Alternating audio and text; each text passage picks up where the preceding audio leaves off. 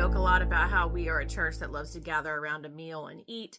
And while that is still very true, we are also a church that likes to learn about the world around us by listening to the stories of other people. And well, the Wesley Dinner Club, it's kind of just the perfect combination of that. That's our monthly opportunity to gather around a catered meal at 5 p.m. and hear an informative program or discussion right after. And if you've never attended one, why not? They truly are interesting, inspiring, and fun.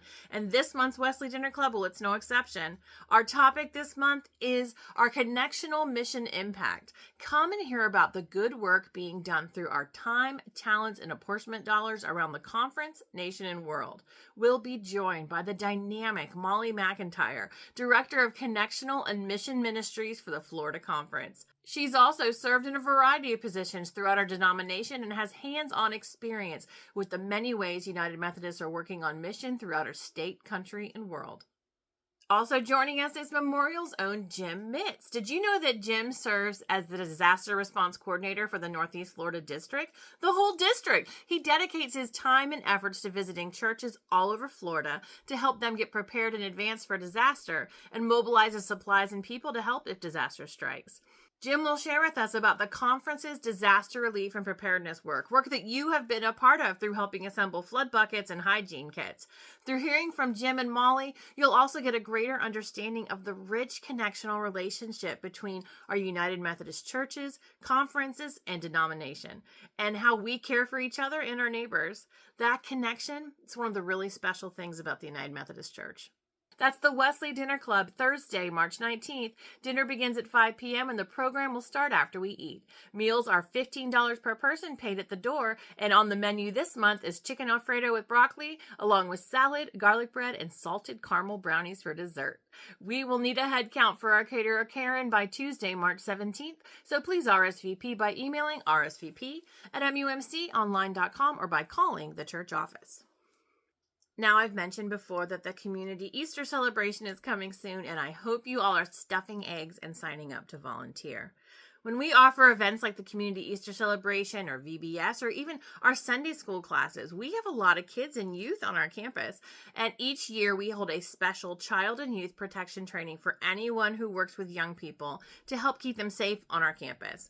Since 1996, the General Conference of the United Methodist Church has actually mandated that each local congregation have a child and youth protection policy. And at Memorial, we do a yearly training to keep us all aware of the tools and procedures that can help protect our youth and our children.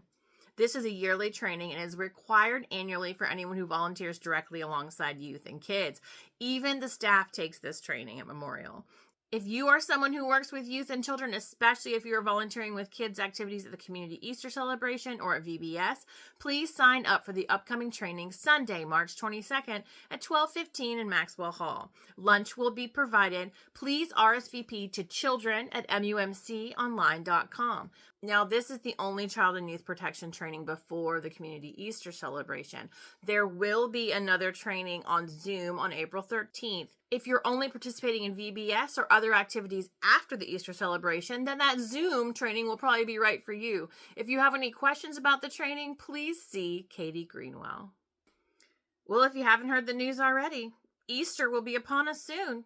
And when we are celebrating Jesus' resurrection on Easter Sunday, spoiler alert, our worship spaces will be adorned with loads of glorious potted peace lilies.